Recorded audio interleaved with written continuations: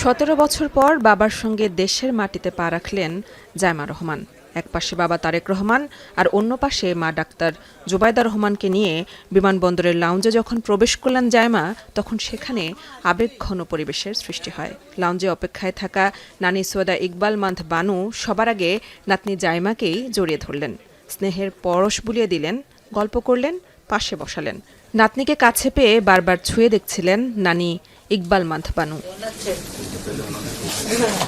দেশের মাটিতে আসা ব্যারিস্টার জায়মার জন্য কতটা কাঙ্ক্ষিত সেটি বোঝা যায় আসার আগে তার ফেসবুক স্ট্যাটাসে, যেখানে লিখেছেন, দেশের বাইরে কাটানো 17 বছর আমার জীবন বদলে দিয়েছে, কিন্তু কখনোই শিকড় ভুলে যায়নি। জায়মা রহমান তারেক রহমান এবং ডাক্তার জুবাইদা রহমানের একমাত্র সন্তান, যিনি তার দাদি সাবেক প্রধানমন্ত্রী খালেদা জিয়ার খুবই আদরের। 2001 থেকে 2005 সালে বিএনপির শাসনামলে দাদি খালেদা জিয়ার হাত ধরে বিভিন্ন ধরনের রাষ্ট্রীয় কর্মসূচিতে উপস্থিত হতেন। প্রিয় নাতনিই ছিল তখন খালেদা জিয়ার বিভিন্ন রাষ্ট্রীয় অনুষ্ঠানের সঙ্গী।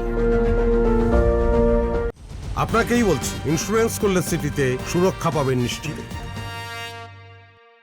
দেশের রাজনৈতিক পরিক্রমায় বিশেষ পরিস্থিতিতে 2008 সালে রাজনীতি বুঝে ওঠার আগেই 13 বছর বয়সী জায়মা বাবা এবং মায়ের সাথে দেশের মাটি ছেড়ে পাড়ি জমান লন্ডনে। বন্ধু, পরিবার, স্কুল সব ছেড়ে কোনো অপরাধ না করেও নির্বাসিত জীবনের অধ্যায় শুরু করেন জায়মা।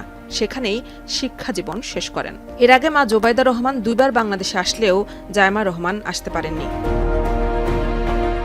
বৃহস্পতিবার সকাল 9:55 সিলেটের ওসমানী আন্তর্জাতিক বিমানবন্দরে অবতরণের পরেই মাতৃভূমি ছোঁয়ার অনুভূতি প্রকাশ করলেন সামাজিক যোগাযোগ মাধ্যমে। লিখলেন, অবশেষে সিলেটে, বাংলাদেশের মাটিতে।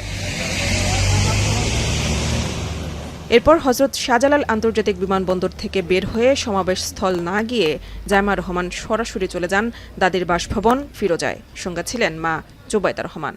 এছাড়াও দেশে ফেরার এই যাত্রায় সাথে করে নিয়ে এসেছেন প্রিয় পোষ্য জেবুকেও। এ শুধু স্বদেশ প্রত্যাবর্তনই নয়, রাজনৈতিক পালাবদলের এক ঐতিহাসিক নীরব সাক্ষী হলেন জায়মা রহমান। মেহেরিন অ্যানি, এখন, ঢাকা।